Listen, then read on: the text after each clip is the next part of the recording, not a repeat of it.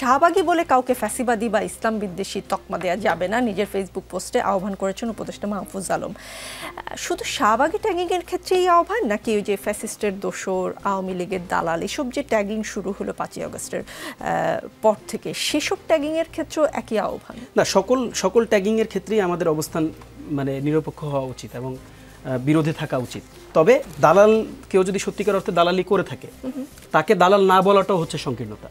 আপনি যখন দেখেছেন যে 15 বছর কেউ দালালি করেছে, আপনি যখন দেখেছেন 16 বছর কেউ এই পুরো ইনস্টিটিউটগুলোকে ধ্বংসের যে কার্যক্রম পরিচালিত হয়েছিল, এই ধ্বংসের কার্যক্রমকে হচ্ছে সমর্থন জুগিয়েছে, সাথে থেকেছে, আপনি তাকে তো ফুলের তোড়া দিয়ে বরণ করবেন না। আপনি তাকে তো বলবেন না যে না না আপনি খুব ভালো ছিলেন।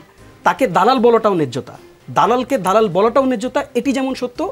আবার শুধুমাত্র কোনো একটি ফ্রেমে কাউকে আবদ্ধ করে, যেমন আমরা দেখেছি যে আমরা কখনো কখনো মানে অযাচিতভাবে আমরা শাহবাগী ইস্যুটাকে আমরা সামনে নিয়ে আসি।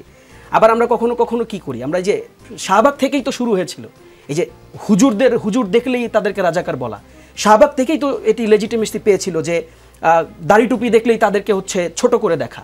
বরং এই যে শুরুয়াত যেখান থেকে হয়েছে, সেই ইতিহাসকেও কিন্তু আপনার ভুলে গেলে চলবে, সেই ইতিহাসকেও স্মরণ করতে হবে। তবে তার অর্থ এই নয় যে আপনি ওই ইতিহাস দিয়ে রাজনীতি করবেন।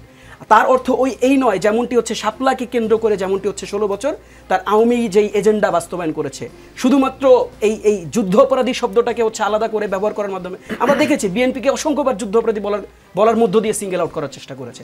অনেক রাজনৈতিক শক্তিকে অসংখ্যবার যুদ্ধ অপরাধী, স্বাধীনতা বিরোধী শক্তি হিসেবে ট্যাগ করার মাধ্যমে যে অপরাজনীতির যে সংস্কৃতি বাংলাদেশে সৃষ্টি হয়েছিল, সেটির বিরুদ্ধে আমাদের দাঁড়াতে হবে। কাজেই মানে আমি যেটি বলতে চাই যে এই যে ট্যাগিংয়ের রাজনীতি যেমন করা যাবে না, তেমন ন্যায্যতাটাকেও ভুলে গেলে চলবে না। আপনি শুধুমাত্র এখন 5 আগস্ট হয়ে গিয়েছে, এখন আপনি এতটা উদার হবেন, আপনি আপনার বিরোধী দল যারা ছিলেন বা যাদের বিরুদ্ধে আপনি আন্দোলন করে গণঅভ্যুত্থান ঘটিয়েছেন, তারা কি বসে আছে? তারা কি বহির্বিশ্বের রাষ্ট্রীয় শক্তিকে আপনার দেশের বিরুদ্ধে ব্যবহার করছে না? কাউকে অকারণে ট্যাগ করা আর বিচার চাওয়া, নিঃসন্দেহে তফাৎ আছে, ডেফিনেটলি তফাৎ আছে, নিশ্চয়ই। আমি সেটাই বলেছি যে সেই তফাৎটিও যেমন জানতে হবে আমাকে, আবার যে দালালি করেছে তাকে দালাল বলা থেকেও আমি বিরত থাকতে রাজি নই।